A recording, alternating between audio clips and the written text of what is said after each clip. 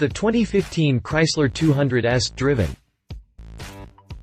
The Chrysler 200, the luxurious champion of rental car fleets the nation over, successor to the equally rental-esque Sebring, that sedan, coupe, and two-door convertible that lived from 1995 till 2010 when the then-new 200 picked up the baton for the 2011 model year. Though the 200 was a marked improvement over the Sebring in nearly every way, its styling was on the boring side of stodgy. Its interior, however, began to show off Chrysler's helpful Fiat influences. While not stellar, the first-generation 200's innards were on the right track. Now for 2015, Chrysler's Fiat ownership is fully realized. The all-new 200 is a far cry from that rental lot appliance of yore. Its swoopy exterior design is considerably upmarket in its styling while its interior looks as if it rolled off a Volvo assembly line. Perhaps if anything, it's a tad overdesigned, attempting to overcompensate for the egregious fashion faux pas of years gone by, but that's nothing to hold against the car. I recently spent a week getting to know the new 200.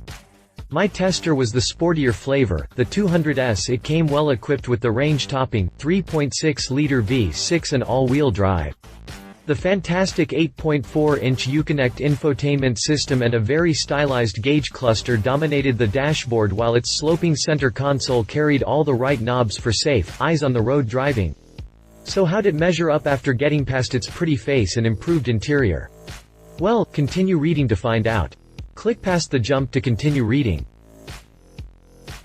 Top speed garage. Exterior. At night HID headlights take over and quad fog lights down low really help light the road. My tester came dressed in white with 19-inch hyper black aluminum wheels.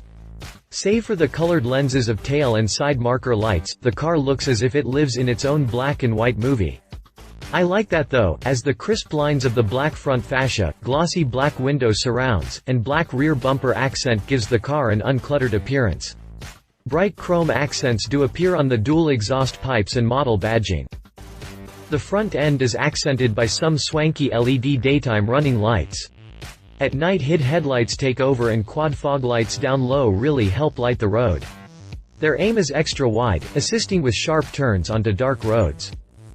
While it might be trivial, I also really like the shape of the side mirrors from inside the car. The glass is cut in an interesting way that adds character without sacrificing vision. Interior. The 8.4 Uconnect has been my favorite infotainment system out of every system I've sampled. Things inside the 200S are rather nice. The S trim comes standard with cloth seats with leather trimmings. Leather also covers the 3-spoke steering wheel, center console, and door panels. Other materials include soft-touch plastics and satin chrome accents. It's a very competitive cabin in relation to its competition. My tester came equipped with navigation and sound Group 1 package. That includes the 8.4-inch Uconnect infotainment system and a 9-speaker Alpine sound system with SiriusXM. The 8.4 Uconnect has been my favorite infotainment system out of every system I've sampled.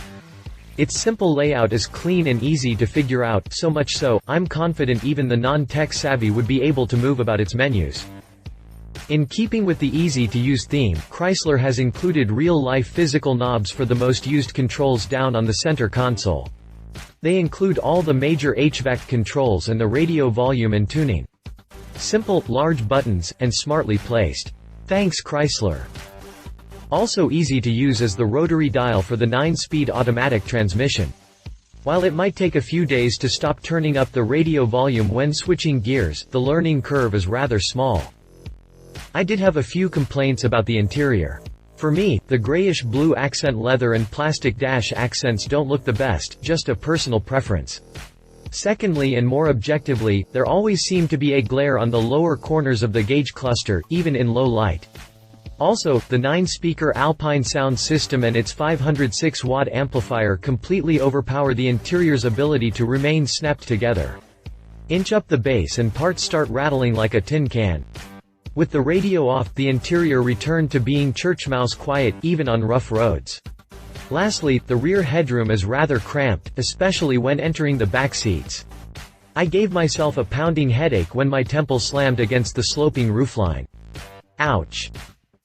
Powertrain. Sure, 9-speed are great for fuel economy, but the resulting programmed for MPG feel makes the 200S feel less than sporty.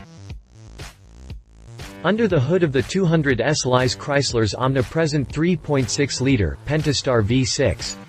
Mounted in a transverse position, the engine connects to a 9-speed, yes 9-speed transaxle that, in this case, powers all four wheels. Front-wheel drive comes standard for those who don't need the extra traction. In this application, the V6 makes 295 horsepower at 6,350 revolutions per minute and 262 pound-feet of torque at 4,250 revolutions per minute. While the engine may have darn close to 300 ponies, the transmission holds back all the fun. Sure, 9-speed are great for fuel economy, but the resulting programmed for MPG feel makes the 200S feel less than sporty.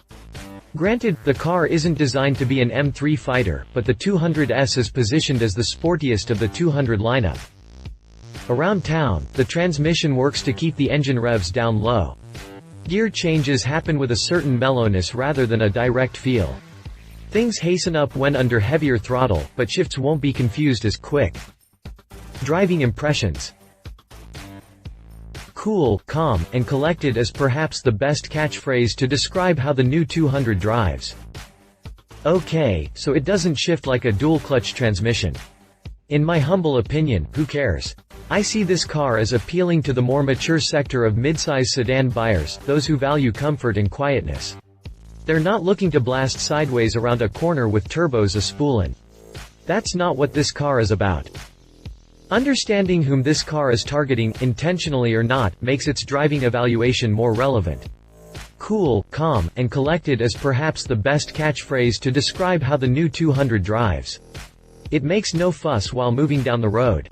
Its electronic steering is nicely weighted and feels good on center, but don't expect much feel in the corners. Its seating position is perfect for seeing out of the large greenhouse and makes getting in and out easy.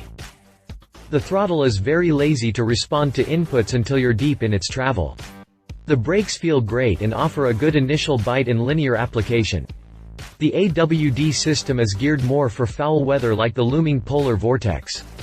Its seat heaters are equally ready for the chilling weather. Any hotter and we're frying bacon. Body roll is well managed, but it's not overly stiff. Bumps are handled with little complaint, though tire noise picks up on rough roads.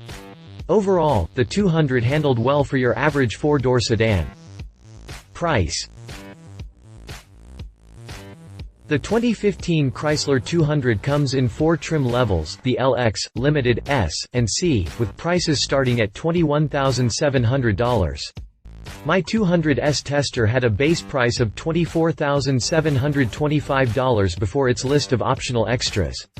They included the Comfort Group $795, the Navigation and Sound Group 1 $1,495, the Premium Lighting Group $795, and the 19-inch Hyper Black wheels $695.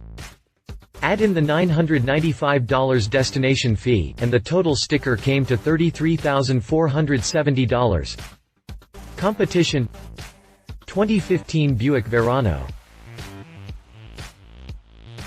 So the Buick Verano doesn't come with all-wheel drive nor a V6, but it does come with loads of equipment and luxury for less money than the 200S. The Verano is close cousins with the Chevy Cruze but uses a 2.4-liter four-cylinder to make 180 horsepower and 171 pound-feet of torque. Buick forgoes a massive transmission, keeping instead a 6-speed auto. That doesn't hurt fuel economy either, as the Verano is rated for 21 mpg city and 32 mpg highway. Pricing for the baby Buick starts at $23,700 but tops out just shy of $28,000. Ford Fusion. Sticking with the domestic market, Ford's Fusion sedan does offer all-wheel drive, though with no V6 option.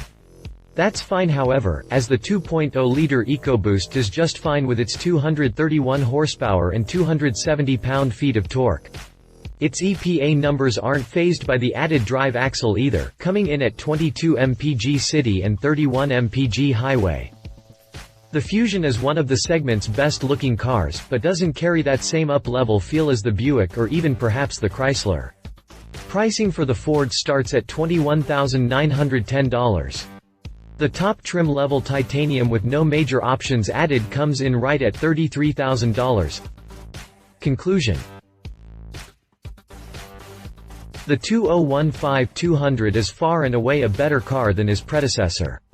It surpasses it in every single way. Its exterior looks, its interior comfort and convenience levels, its powertrain, and lastly its value are all vastly improved. Besides the rattling interior bits with the stereo turned up and the tight rear headroom, my quibbles about the car were nitpicky. Driving dynamics are skewed to the comfort side, especially aided by the transmission. While there may be a few negative remarks I've made against the car, I wouldn't hesitate to recommend the 200. My week was an overall positive motoring experience. There's plenty to like about Chrysler's new entry-level sedan. Love it: clean outward appearance, attractive interior design, a V6 and AWD at this price point. Leave it: transmission is slow to shift, sound deadening issues with heavy bass stereo, tight rear seat entryway. If you liked this video, please share your thoughts in the comments below and don't forget to hit the subscribe button.